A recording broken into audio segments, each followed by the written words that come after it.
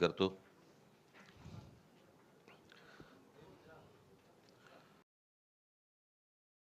माझे मित्र संजय राऊत यांनी आता वारंवार उल्लेख केला 20 वर्षानंतर राज ठाकरे आले. 20 वर्षानंतर मला खरं तर 20 वर्षानंतर सुटून आल्यासारखं वाटतंय. 20 वर्ष जेलमध्ये होते, आज पहिल्यांदा सुटून आलेले आहेत. आपण त्यांचं स्वागत करूया. आज मी खूप वर्षानंतर मी शिवसेना भवनमध्ये आलो. मला नवीन शिवसेना भवन मी पहिल्यांदाच बघतोय आणि माझ्या मनामध्ये कायमच्या कोरल्या गेलेल्या ज्या काही आठवणी आहेत त्या सगळ्या जुन्या शिवसेना भवनमधल्या आहेत. त्याच्यामुळे आता कुठे काय होतं हेच आता मला आता समजत नाही आहे किंवा कळत नाही आहे. पण जुन्या शिवसेना भवनमधल्या आठवणी या खूप काय म्हणू त्याला रोमांचकारी आणि आनंददायी आणि अशा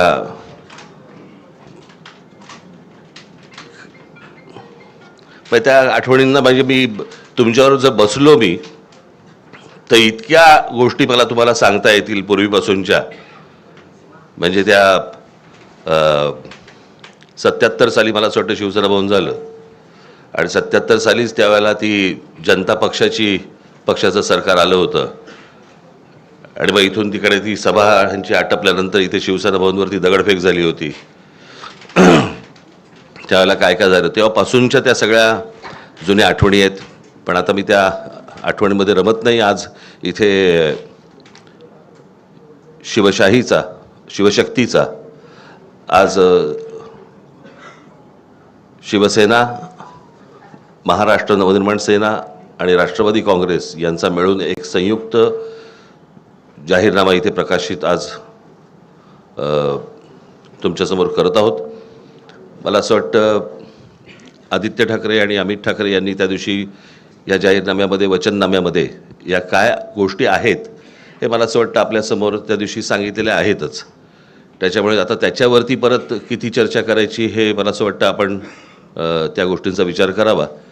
या व्यतिरिक्त जर समजा आपल्याला काही इतर प्रश्न असतील मला असं वाटतं सन्माननीय उद्धव ठाकरे आपल्याशी बोलतीलच. परंतु त्यानंतर जे काही आपल्या मनामध्ये काही प्रश्न असतील ज्याची उत्तरं आम्ही देऊ शकत असू तर आम्ही जरूर देऊ. तर आम्ही जरूर देऊ. धन्यवाद.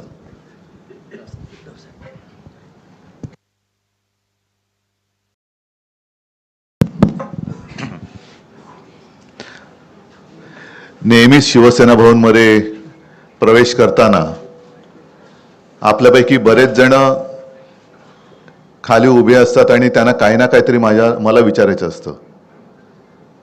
पण आज गाडीतून पाऊल बाहेर टाकल्यानंतर ते आत्तापर्यंत 20 वर्षानंतर राज शिवसेना भवनमध्ये येत आहेत. 2 भाऊ एकत्र येत आहेत.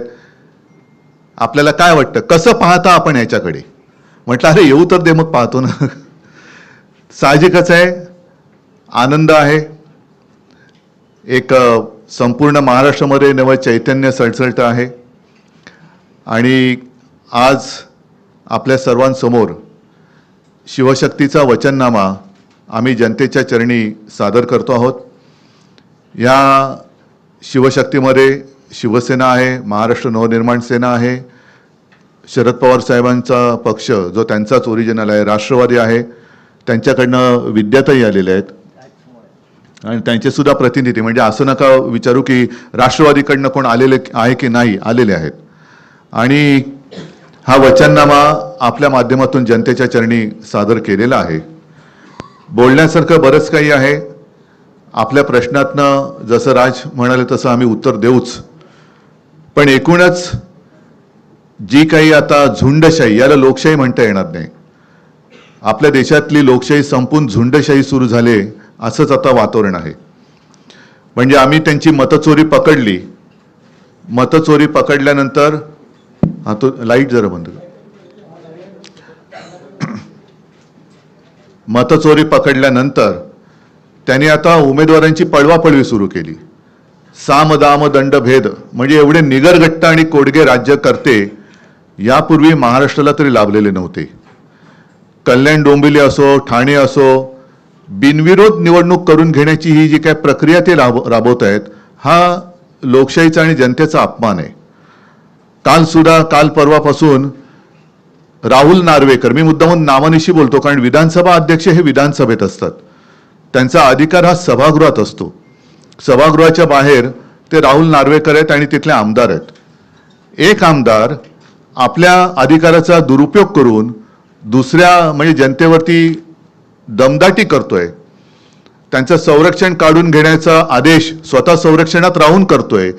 माझं तर मत आहे हा विषय गांभीर्याने निवडणूक आयोगाने घ्यायला पाहिजे आणि तत्काळ अध्यक्षांना निलंबित केलं पाहिजे. कारण अध्यक्ष हे कोणत्याही पक्षाचे नसतात, ते जनतेचं जे काही न्यायासन आहे विधिमंडळ त्याचे अध्यक्ष असतात आणि तिकडे निष्पक्षपातीपणाने कारभार करण्याची जबाबदारी त्यांची असते. अध्यक्ष हे कोणत्याही पक्षाच्या प्रचाराला जाऊ शकत नाहीत किंवा त्यांनी जाता कामा नये असा एक अलिखित किंवा लिखित दंडक आहे.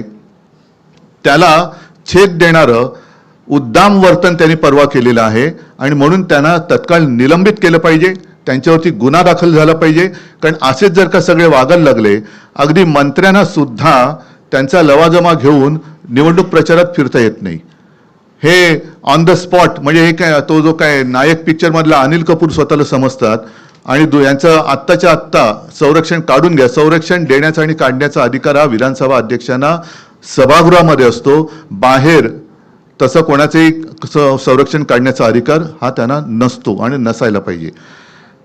एकूण काय की निवडणुकीमध्ये दमदाटी करून जिथे जिथे बिनविरोध निवडणुका झाल्यात, हे मला असं वाटतं निवडणूक आयोगाचं थोडंसं नाटक आहे की त्यांचा निकाल त्यांनी राखून ठेवलेला आहे. शेवटी ते त्यांच्याच वळचणीला जाणार आणि ते जाहीर करणार, पण तिथल्या मतदारांना मतदानापासून त्यांनी वंचित ठेवलेलं आहे. जे मतदार ज्यांना आपण जेनझी म्हणतो, पहिल्या प्रथम मतदान करणार आहेत किंवा होते, त्यांचा मतदानाचा अधिकार तुम्ही नाकारलेला आहात आणि तिथल्या वॉर्डाची प्रक्रिया ही रद्द करून पुनर्प्रक्रिया करून जसं आता मध्ये नगर परिषदांचं झालं ना, निवडणुका परत घेतल्या, तसं परत तिथल्या वॉर्डाच्या निवडणुका निकाल नुसते थांबवून ठेवू नका, तर तिथली निवडणूक प्रक्रिया रद्द ठरवून तिथे पुनर्निवडणुका घेतल्या गेल्या पाहिजेत. तर तुम्ही लोकशाहीचे रक्षक आहात. नाहीतर तुम्ही म्हणजे निवडणूक आयुक्तांना म्हणतोय की तुम्ही सत्ताधाऱ्यांचे गुलाम आहात. हा जनतेमध्ये एक समज तुमच्याबद्दल होईल, तो होऊ देऊ नका. बाकी प्रश्न आहेत, त्या प्रश्नाबद्दल तुम्ही प्रश्न विचारा, आम्ही उत्तर देऊ. बोलण्यासारखं खूप आहे, जसं जमेल तुमच्या प्रश्नाच्या निमित्ताने आम्ही बोलत जाऊ. पण ह्या गोष्टी मात्र ठळकपणाने अधोरेखित करण्यासारख्या आहेत. परत एकदा सांगतो, राहुल नार्वेकर यांना विधानसभा अध्यक्षपदावरून निलंबित केलं गेलं पाहिजे, त्यांच्यावरती गुन्हा दाखल झाला पाहिजे आणि जिथे जिथे बिनविरोध निवडणुका ह्या करून घेतल्या गेलेल्या आहेत तिकडे निवडणूक प्रक्रिया ही नव्याने राबवली गेली पाहिजे.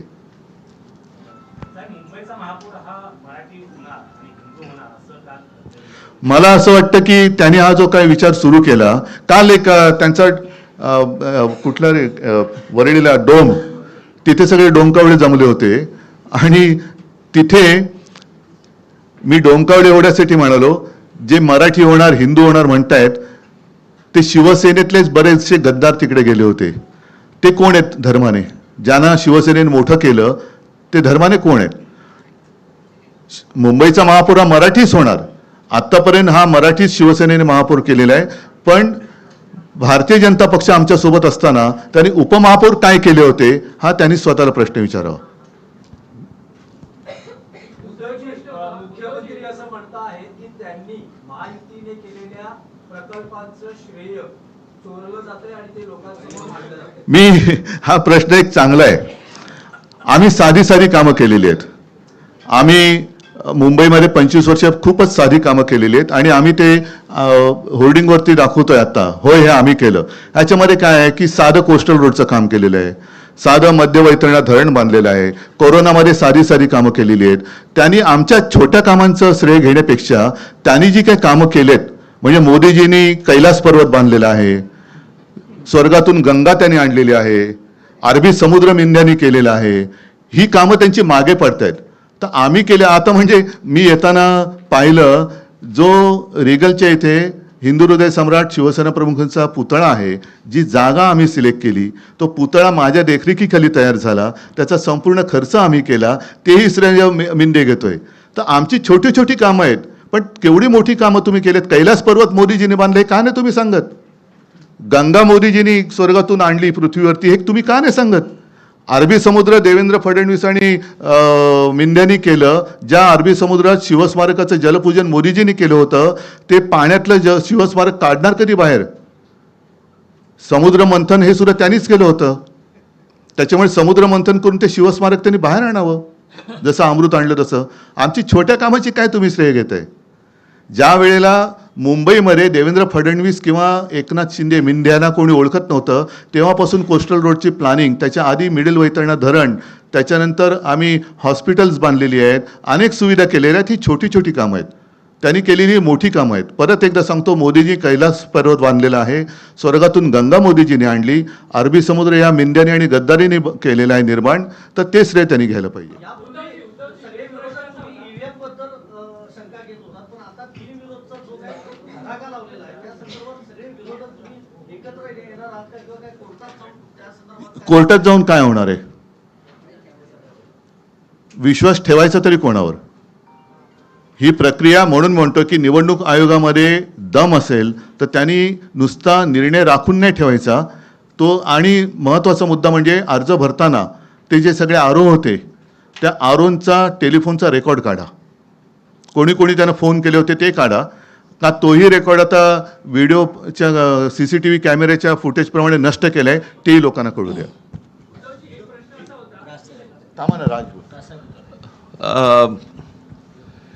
एका गोष्टीची मला असं वाटतं मी आठवण करून देणं खूप गरजेचं आहे, आणि की अशा प्रकारच्या बिनविरोध या स्थानिक स्वराज्य संस्थांच्या निवडणुकांमध्ये बिनविरोध असं पश्चिम बंगालमध्ये झालं होतं.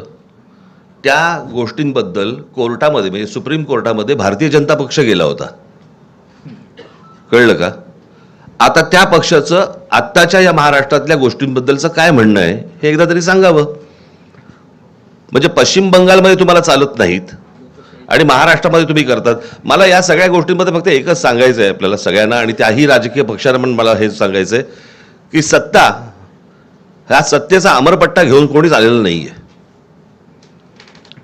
आज तुम्ही ज्यावेळेला सत्तेमध्ये आलात त्यावेळेला काँग्रेसने हे केलं, काँग्रेसने हे केलं, काँग्रेसने असं केलं म्हणून आम्ही असं करतोय, असं ज्यावेळेला तुम्ही सांगता, उद्या जेव्हा तुम्ही जाल आणि तुम्ही जे पायंडे पाडून ठेवलेले आहेत त्याच्या दामदुपटीने ज्यावेळेला पुढे सुरू होईल त्यावेळेला कोणाकडे तक्रार करू नका.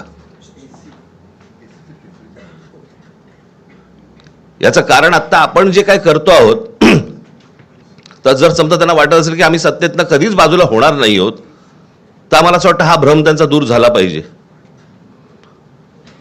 आणि उद्या ज्या वेळेला सत्ता परिवर्तन होईल आणि ज्या वेळेला दुसरे येऊन ज्यावेळेला याहून वाईट ज्यावेळेला होईल त्यावेळेला आपण काय करणार आहोत याचा विचार मला असं वाटतं सत्ताधाऱ्यांनी त्या वेळेला करणं गरजेचं असतं. आपण करत असलेली एखादी कृती आपण चुकीचे पायंडे पाडत नाही आहोत ना, याचं भान मला असं वाटतं राज्यकर्त्यांकडनं सुटलं की मग पुढे काय होतं हे आज आपण पाहतो आहोत. मला असं वाटतं जे राज्यामध्ये लोक आहेत त्यांनी या गोष्टींचा नीट विचार करणं आवश्यक आहे. आपण काय पसरवतोय, आपण काय टाकतोय या राज्यांमध्ये. मी गेले 10 वर्ष, अनेक वर्ष मी तुम्हाला सांगतोय की या महाराष्ट्राचं हे UP बिहार करतायत. उत्तर प्रदेश बिहारमध्ये ज्या प्रकारचं राजकारण केलं जातंय त्या प्रकारचं राजकारण, महाराष्ट्र हा वेगळा सुसंस्कृत महाराष्ट्र आहे. मी नेहमी सांगतो की महाराष्ट्राने देशाला दिशा दाखवलेली आहे, आणि अशा परिस्थितीमध्ये महाराष्ट्राचं अशा प्रकारे वाटोळं करणं, महाराष्ट्रातल्या येणाऱ्या पुढच्या पिढ्यांचं वाटोळं करणं, महाराष्ट्रामध्ये जे येऊ इच्छितात राजकारणामध्ये त्यांची विचारसरणी बदलणं, हे मला असं वाटतं महाराष्ट्रासाठी आणि महाराष्ट्राच्या भवितव्यासाठी घातक आहे. ह्या सगळ्या गोष्टींचा विचार मला असं वाटतं राजकीय पक्षांनी करणं गरजेचं आहे. आज जर आपण ह्या गोष्टींना प्रोत्साहन दिलं तर पुढे आपल्या वाट्याला काय येणार आहे हे फक्त ओळखून घ्यावं.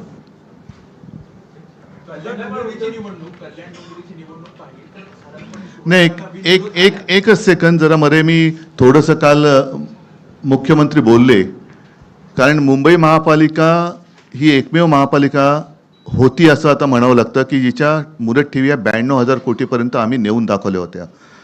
त्याच्यापैकी साधारणतः 40 ते 45,000 कोटी ह्या ज्या कामगारांचे प्रॉव्हिडंट फंड, ग्रॅच्युइटी वगैरे असतात त्याच्यासाठी असतात.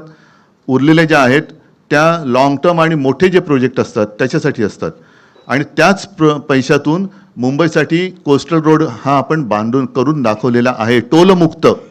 यांचे गल्लीबोळं केली तरी यांचे हे टोल लावतात. नितीन गडकरींचा मुंबई गोवा रस्ता अजून होतोय, 200 वर्ष त्याला खड्डे पडणार नाही, पण 200 वर्षात तो होणार की नाही अजून माहिती नाही आहे. पण त्यांनी जे काल उद्गार काढले मुख्यमंत्र्यांनी, हे खरं अशोभनीय आहेत. ठेवी या काही चाटायला नसतात. मला त्यांना सांगायचं, तुमचं अगदी 100% बरोबर आहे. ठेवी या चाटायला नसतात, पण त्याचप्रमाणे त्या कॉन्ट्रॅक्टरचे बूट चाटून त्यांना वाटायला नसतात. त्यांनी पूर्णपणे संपूर्ण विल्हेवाट लावण्याचं ठरवलेलं आहे. साधारणतः एक जमा खर्च याचं एक तारतम्य ठेवून ताळमेळ घातला जातो आणि जो खर्च केला जातो, आपल्याकडे सर्व जे काही सोर्सेस आहेत त्यातनं पैसा किती जमा होणार आहे, पुढच्या काही वर्षात किती येणार आहे, आणि त्यानुसार प्रोजेक्ट हे आखले जातात, ठरवले जातात. आज जर माझ्या माहितीप्रमाणे 15,000 कोटी हे साधारणतः खर्चासाठी बजेट महापालिकेचं आहे. त्याच्यासमोर साधारणतः 3 लाख कोटींचं देणं कॉन्ट्रॅक्टरना त्यांनी करून ठेवलेलं आहे. म्हणजे हा 3 लाख कोटीचा घोटाळा या लोकांनी केलेला आहे. आणि जर मला मिळालेली माहिती चुकीची असेल तर आनंद आहे, पण 3 लाख कोटी त्यांना देणीसाठी पैसे जे दिले, ॲडव्हान्स मोबिलायझेशन, त्यातून किकबॅक घेऊन हा पैसे हे निवडणुकीला वापरतात. ही माझ्याकडे आलेली माहिती आहे. 3 लाख कोटीचा घोटाळा या खोकासुराने केलेला आहे. मेरा सवाल आपसे है, कल मुख्यमंत्री जी ने कहा है कि आप लगातार कह रहे कि अगला मेयर जो है मराठी होगा, लेकिन मुख्यमंत्री लगातार कह रहे कि हिंदू होगा और वो मराठी होगा. तो आपको लग रहा है कि हिंदू और मराठी इन दो शब्दों के जरिए जो है एक डिवीजन क्रिएट करने का प्रयास किया जा रहा है? एक दूसरा, मी तुम्हाला अजून एक प्रश्न विचारतो. मला असं वाटतं की आपण थोडासा इतिहास माहिती नसेल तर सांगतो. पेशव्यांच्या काळामध्ये मला असं वाटतं 3 संस्थानं उभी राहिली. त्यातलं एक गुजरातचं मधलं गायकवाडांचं, शिंदेंचं म्हणजे सिंधिया ज्यांना म्हणतो आपण ते, आणि तिसरं होळकरांचं. बरोबर. जे साम्राज्य उभं राहिलं ते बडोद्याचं साम्राज्य उभं राहिलं, जे मराठेशाहीचं साम्राज्य आहे. बरोबर. मग त्या बडोद्यामध्ये सगळे मेयर गुजराती का होता तो?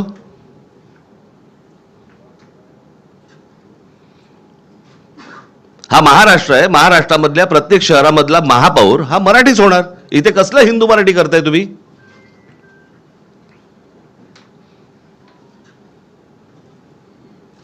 आणि मी त्या दिवशी म्हटलं नाही का तुम्हाला की आम्ही हिंदू आहोत, हिंदी नाही आहोत.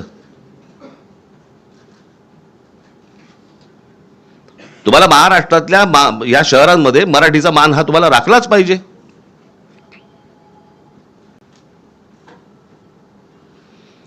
त्याच्यामुळे आमचा जो महापौर होईल तो मराठीच होणार. मुंबईचा महापौर मराठीच होणार. या प्रश्नाला एकच आहे. याचा अर्थ भाजपा मराठी माणसाला हिंदू नाही का समजत? मराठी माणसाला हिंदू नाही समजत? मराठी जसं राज म्हणाला तसं आम्ही मराठी आहोत, अस्सल हिंदूच आहोत. आणि अगदी संयुक्त महाराष्ट्रापासून जो मुंबईसाठी लढा दिला गेला त्याच्यामध्ये आत्ताचा भाजप किंवा तेव्हाचा जनसंघ हा कुठे होता? हा कधी मराठी माणसांच्या आणि हिंदूंच्या बाजूने उभा राहिलाय? उद्धव सर बोले. एक मिनिट. ऑन नाही. नाही तो त्यांचा माईक आहे.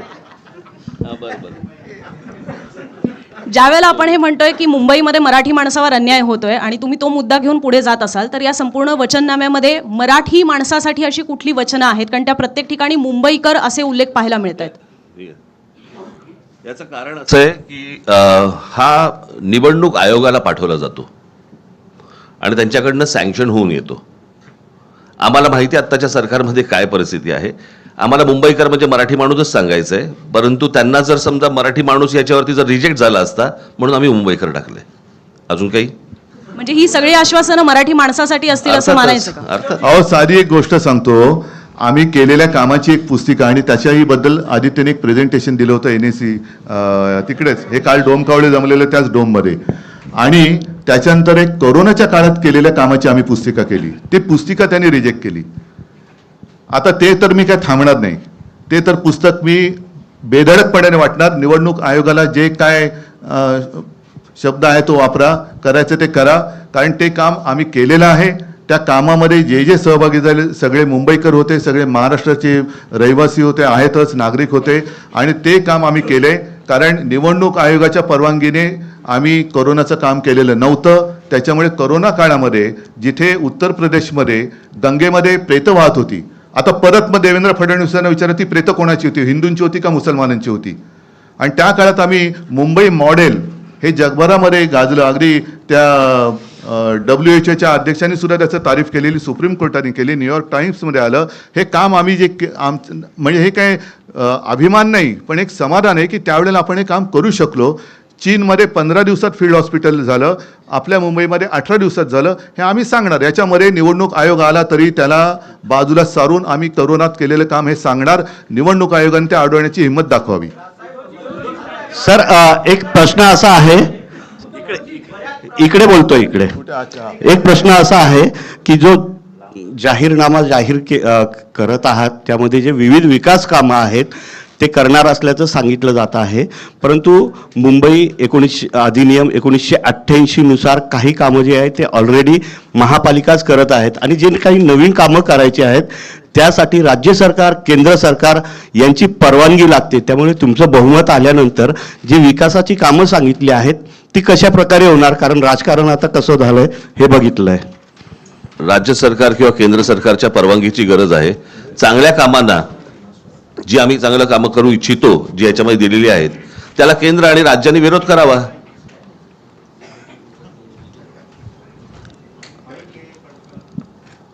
समजलं का की इकडे तिकडे बघत होतस तू? प्रश्न विचारता आणि इकडे तिकडे बघत बसता रे, स्वतःही ऐकत नाही. उद्धवजी एक प्रश्न आहे. थांब रे जरा, थांब. कुठे चाललोय का? अरे एक मिनिट, त्याला तुला मी काय बोललो हे समजलं का? हा हा.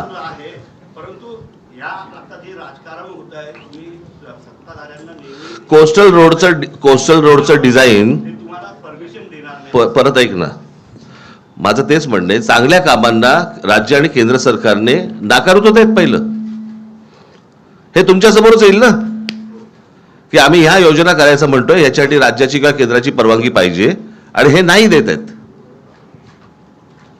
कळलं? बघू.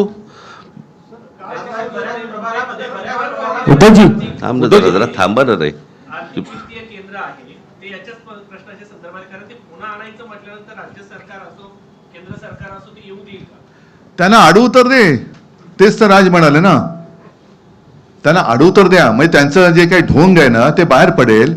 जसं एक मुद्दा किंवा दोन गोष्टी आहेत ज्याच्याबद्दल मी मुख्यमंत्री असताना गो अहेड दिला होता, ते म्हणजे मराठी रंगभूमीचं दालन ते यांनी रद्द केलं बिर्ला तिकडे चौपाटीला, आणि ते हे बिल्डरच्या घशात घातलं.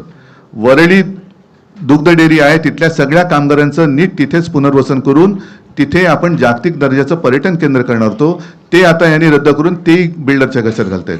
देवनार डम्पिंग ग्राउंड हे बिल्डरच्या घशात घालतायत. कुर्ला मदर डेअरी अदानीच्या घशात घातलेली आहे. मुलुंडचा सगळे ती कांजूरचे मिठागरे आहेत ती अदानीच्या घशात घातलेली आहेत. म्हणजे यांचा महापूर होणार नाही, पण झाला तर मुंबईचं अदानी स्थान होईल, हे माझं स्पष्ट आणि ठाम मत आहे. उद्धव साहेब 2017 मराठी भाषा भवन सुद्धा यांनी अडवून ठेवले. एक मिनिट, तुझं विचारून झालं ना मगाशी, जरा बाकीच्यांना पण विचारू देत ना. नाही, एक नाही, थांब. उद्धवजी सरकार लाडक्या बहिणीसाठी 1,000 रुपये देत आहे, मात्र आपल्या वचननाम्यामध्ये सुद्धा घरकाम करणाऱ्या महिलांसाठी तुमचा विरोध आहे का? नाही, 1,500 रुपये असं तुम्ही म्हणत आहात, मात्र महिलांसाठी आता हे जो निधी दिला जात आहे त्याऐवजी त्यांना घरकाम द्या किंवा त्यांना जे असेल काम द्या असं सुद्धा ते म्हणत आहे. त्यामुळे निधी देण्याऐवजी काम देणे हे गरजेचं आहे. दोन्ही करणार. आणि म्हणूनच आर्थिक केंद्र जे आहे त्याची गरज, कारण मुंबईमध्ये आर्थिक केंद्र जे केलं होतं ते मनमोहन सिंगांनी जाहीर केलं होतं, बरोबर आहे. म्हणजे त्यांचं प्रेम हे मुंबईवरती होतं, पण हे आल्यानंतर ते आर्थिक केंद्र उचलून त्याने अहमदाबादला नेलं. म्हणून मुंबईकरांसाठी रोजीरोटीसाठी काही उत्पन्नाची साधनं निर्माण करायची, त्याच्यासाठी आर्थिक केंद्र हे पुन्हा परत आणण्यापेक्षा आम्ही नव्याने करू. 2017च्या वचननाम्यामध्ये आपल्या उद्धव साहेब मुंबईकरांना 24 तास पाणी देण्याचं एक आपण वचन केलं होतं, त्यासाठी गारगाई पिंजाळ धरणाचा देखील उल्लेख केला होता. परंतु आत्ताच्या याच्यात ठेवलेलं नाही. सांगतो, हा चांगला प्रश्न विचारला. 2017च्या वचननाम्यामध्ये गारगाई पिंजाळ ही 2 धरणं आम्ही करू हे वचन होतं.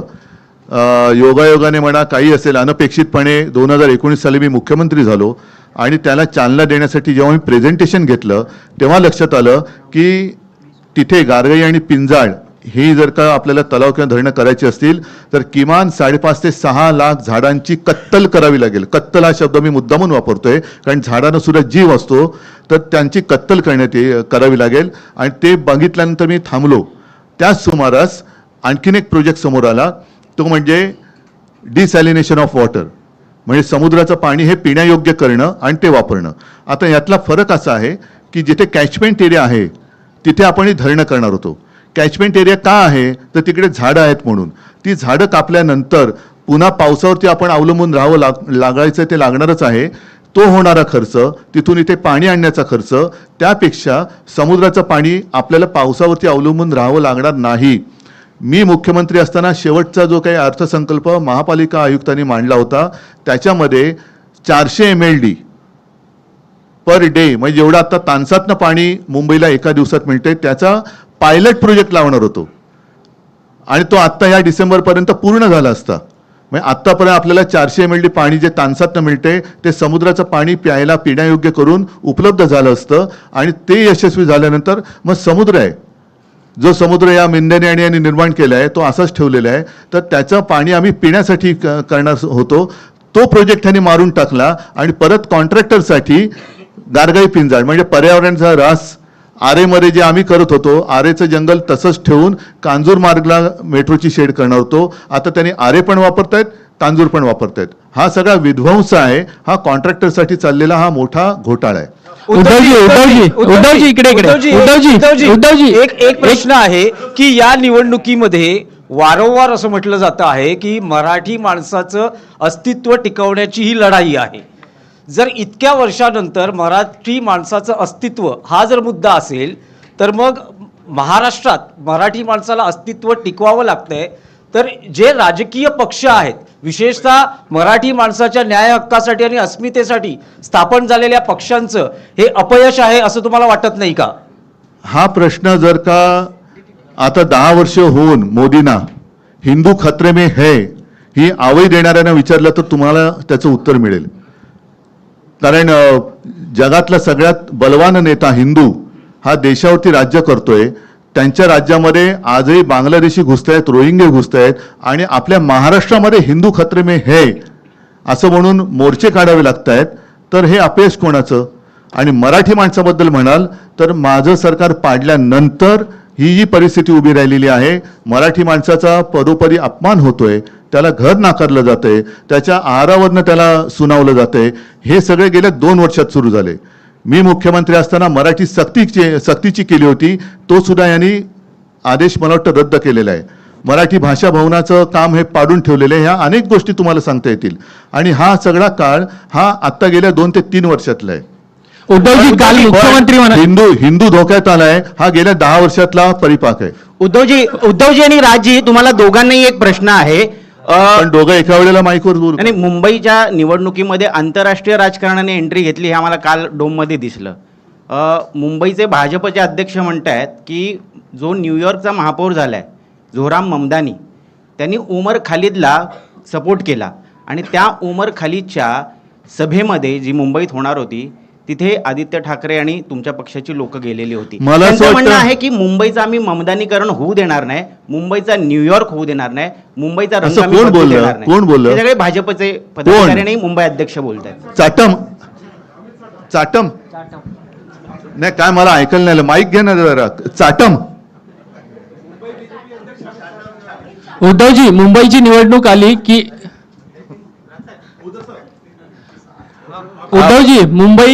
उद्धवजी मुंबईची निवडणूक आली की मुंबई तोडली जाणार अशी चर्चा सुरू होते. त्याबद्दल आपल्याला काय वाटतं असं मी आपल्याला विचारतो. याचं कारण म्हणजे काल मुख्यमंत्री म्हणाले की मी मुंबईत वरून डोळे फाडून बघितली, कुठेही मला सरकलेली दिसली नाही. आणि जे सातत्याने अशा पद्धतीचा प्रश्न उपस्थित करतात त्यांची बुद्धी सरकलेली आहे. मुंबईकर येत्या निवडणुकीत आणखीन काहीतरी त्यांचं फाडणार आहे. दुसरा मला राज ठाकरेंना एक प्रश्न विचारायचा आहे. राज साहेब, काल मुख्यमंत्र्यांनी थेट असं म्हटलेलं आहे की हिंदू हृदय सम्राट बाळासाहेब ठाकरे यांच्या कृतीचा जर वारसा कोणी चालवत असेल तर ते एकनाथ शिंदे चालवतात आहे. याबद्दल आपल्याला काय म्हणायचं आहे? ढाण्या वाघ असं देखील म्हणाले. राजसाहेबांकडून उत्तर अपेक्षित आहे. ठाण्या पण नाही तर ढाण्या कुठून येणार? मला अरे थांब, राजला विचारलं, मी उत्तर देतो.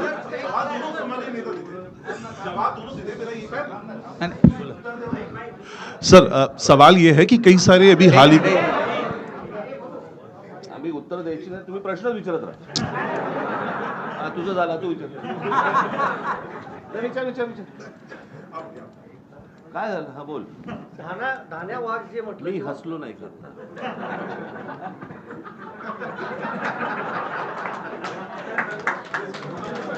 मी हसलो ना.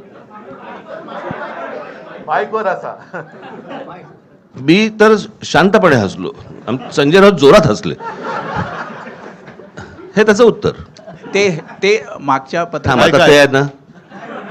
ऐका, एकच विनंती आहे की ह्या सगळ्या फालतू विषयाचा मुंबईकरांच्या जीवनाशी काहीही संबंध नाही.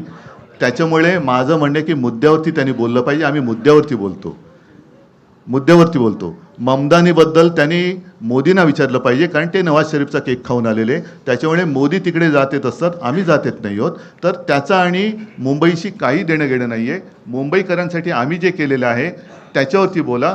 ते जर काही करू शकत असतील तर त्याच्यावरती बोला. या फालतू बाजपळ त्यांच्या प्रचारामध्ये मुंबईकरांना काही मिळणार नाही. उधर सर इसी सवाल मी एक प्रश्न तुम्हालाच विचारतो. पुढे पण काय काय गोष्टी ऐकायच्या आहेत ना रे तुम्हाला? आज 5 किती तारीख आहे? आज 4 तारीख आहे. अजून पुढे पण आहेत, पुढे सभा आहेत. सभांमधनं पण तुम्हाला अनेक गोष्टी ऐकायला मिळणार आहेत. एकाच पत्रकार परिषदेमध्ये सगळेच जर प्रश्न तुम्ही विचारायला लागलात, कशासाठी करताय ते? आज वचननाम्याचं मला असं वाटतं आज जाहीर करणं होतं, तेवढ्यापुरता तो विषय ठेवा. बाकीच्या